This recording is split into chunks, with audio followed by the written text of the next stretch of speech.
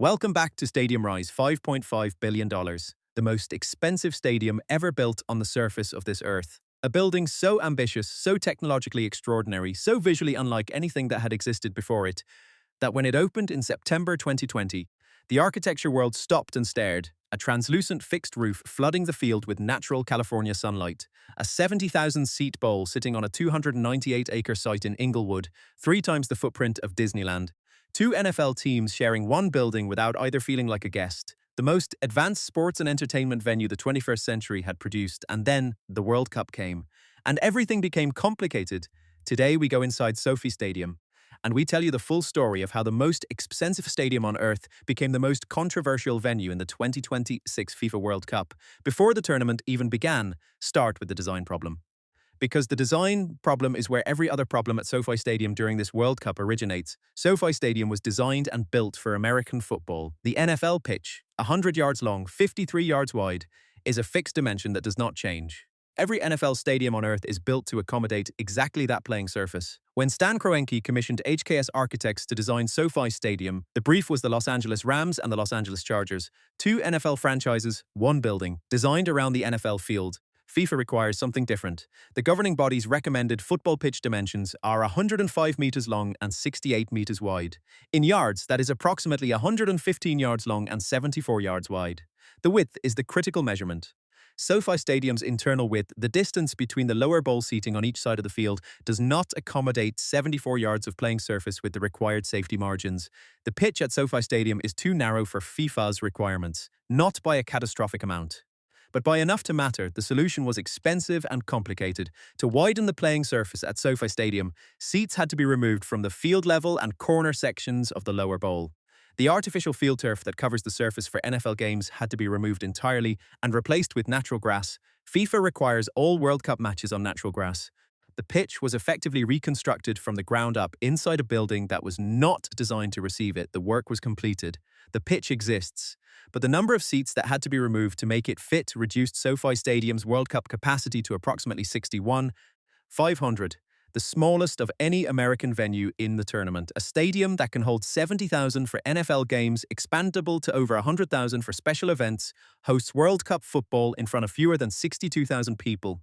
The most expensive venue in this tournament delivers the smallest American crowd. That capacity figure is what ended SoFi Stadium's bid for the World Cup final before the conversation was ever officially concluded. FIFA requires a minimum of 80,000 seats for a World Cup final. SoFi, after its World Cup configuration was finalized, could not get close. The stadium that its owner built specifically to attract events like the Super Bowl, the Olympics, and the World Cup final, the stadium that cost more than any other building in sport to construct, was disqualified from the most prestigious assignment in football by a pitch that was too narrow. Stan Kroenke, the billionaire owner of the Los Angeles Rams, the Denver Nuggets, the Colorado Avalanche, Arsenal Football Club, and several other sports franchises across 2 continents, was not pleased. Reports emerged in September 2023 that Kroenke Sports and Entertainment had threatened to withdraw SoFi Stadium from World Cup hosting entirely unless the revenue-sharing arrangement between FIFA and the host venue was renegotiated. The Athletic broke the story. FIFA projects that ticket and hospitality sales for the 2026 World Cup could surpass $3 billion across the tournament. Under the standard hosting agreement, the vast majority of that revenue flows to FIFA. The host venue carries the operational costs: security, staffing, preparation, renovation, while FIFA captures the commercial upside for a publicly owned stadium or a venue owned by a city or state authority. That arrangement is sustainable because the surrounding economy benefits from the tourism and attention, even if the venue itself does not profit directly. For a privately owned stadium belonging to one of the wealthiest sports owners on the planet, it was a different calculation. Kroenke reportedly wanted either the World Cup final, which would guarantee enough commercial significance to make the agreement worthwhile, or a renegotiated deal that gave the venue a larger share of the revenue from the matches it hosted. He got neither. What he got in January 2024 was confirmation that SoFi Stadium would still host World Cup matches, not the final, not a semi-final, but 8 matches, including USA's opening game against Paraguay on June 12. The dispute was resolved. The terms were not publicly disclosed. But the outcome, SoFi gets group stage games and a quarterfinal, not the final, tells you where the negotiation ended. Then came the workers in early June 2026, days before the tournament opened. Workers at SoFi Stadium voted 96% in favor of authorizing a strike. The dispute centered on wages, safety conditions, and concerns about the potential presence of ICE, US Immigration and Customs Enforcement, at World Cup matches. The workers were represented by SEIU Local 2015 and Unite Here Local 11. Their contracts had been under negotiation for over a year while the World Cup preparation work was underway at the venue. The strike was averted on June 9, 3 days before USA versus Paraguay, when a tentative agreement was reached. But the images of workers protesting outside one of the world's most expensive stadiums, days before the opening of the most watched sporting event in American history, created a narrative that no amount of PR management could fully contain. The most expensive stadium on earth had not paid its staff a settled wage while preparing to host the World. The ICE concern deserves its own chapter. In May 2026, NBC News reported that U.S. Immigration and Customs Enforcement personnel might be present at World Cup matches in the United States, and that the agency had issued no internal guidance prohibiting immigration arrests at stadium events. The reaction from football associations worldwide was immediate. Iran's national team, already navigating extraordinary political complexity to participate in a World Cup hosted by the United States, released a statement. Fans from affected countries reconsidered their travel plans. The Los Angeles County Sheriff eventually confirmed on June 1 that federal officials had assured him civil immigration enforcement would not take place at World Cup events in Los Angeles, while noting the assurance was subject to change. At SoFi Stadium, which hosted Iran's matches, including their group stage games against the Netherlands and Japan, the issue was most acute. The stadium in Inglewood sits within a county that is home to some of the largest immigrant communities in the United States. The fear was not hypothetical. It was felt by real people making real decisions about whether to buy a ticket and attend a football match or stay home and watch on television. On June 23, after Iran's second match at SoFi against Belgium, the Iranian delegation left a handwritten note in the dressing room. It read, "We competed with honor and we leave with dignity, and we wish that peace, respect and friendship prevail among all nations." A handwritten note in a dressing room at the most expensive stadium on earth, left by a team that had navigated political complexity and potential immigration enforcement to participate in a World Cup. That note, when it was published, was shared more widely than any architectural feature of SoFi Stadium during the entire tournament. The empty seats were the image that defined SoFi Stadium's World Cup. Not the translucent roof catching California sunlight. Not the spectacular sightlines from the upper tiers. The empty seats after USA's opening match on June 12, which was played in front of a full and frenzied crowd.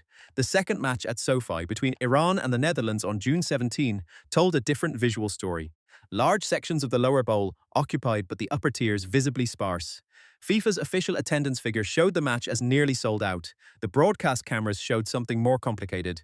The combination of high ticket prices, immigration concerns deterring potential Iranian supporters, and the distance of Inglewood from central Los Angeles for fans without cars produced a stadium that looked, on global television, considerably less than full. FIFA's explanation that their attendance figures count every ticket that was scanned at the gate, not every body that was in a seat when the camera swept the upper deck, became a talking point that spread across social media with uncomfortable speed.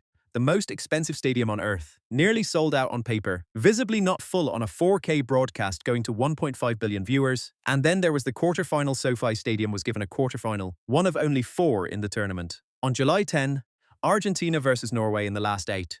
The match that, in a tournament without the result it produced, would have been remembered as one of the great World Cup quarterfinals. Erling Haaland scoring twice for Norway, Lionel Messi equalizing both times. Argentina winning 5-4 on penalties after a 2-2 draw. The atmosphere inside SoFi Stadium, which for this match was genuinely authentically full, was described by pitchside journalists as the loudest they had heard at any indoor venue in their careers. The translucent roof, which keeps crowd noise from escaping into the open air, created an acoustic environment that the stadium's architects had designed for the NFL, but which worked in this moment for football in a way nobody had fully anticipated. The nightmare, it turned out, was not the building itself. SoFi Stadium, when it is full, when the roof is doing its work, when the crowd is authentically packed into 61,500 seats that all face the pitch, is an extraordinary football venue. The translucent roof that floods the surface with California sunlight makes the playing surface more vivid, more real, more present than in any other enclosed venue in this tournament. The sightlines from the upper tiers are better than anything offered by an open-air NFL bowl. The technology, the Wi-Fi infrastructure, the sound systems, the broadcast facilities is the best available anywhere in sport. The nightmare was everything around the building. The pitch that was too narrow, the capacity that dropped too far, the revenue dispute that nearly removed it from the tournament, The worker strike that nearly disrupted it, the immigration fears that deterred exactly the fans who most wanted to attend, the empty seats that told a story on television that the attendance figures contradicted. SoFi Stadium cost $5.5 billion. It will host the 2027 Super Bowl. It will host the opening ceremony and swimming events for the 2028 Los Angeles Olympics. Its commercial future is as secure as any venue in American sport. Stan Kroenke's investment will return many times over across the decades ahead, but the 2026 World Cup, the tournament that SoFi was, in some sense, partly built to host, produced a story about this building that was never supposed to be written. A story about a pitch that was too narrow. A design built for one sport that could not fully accommodate another.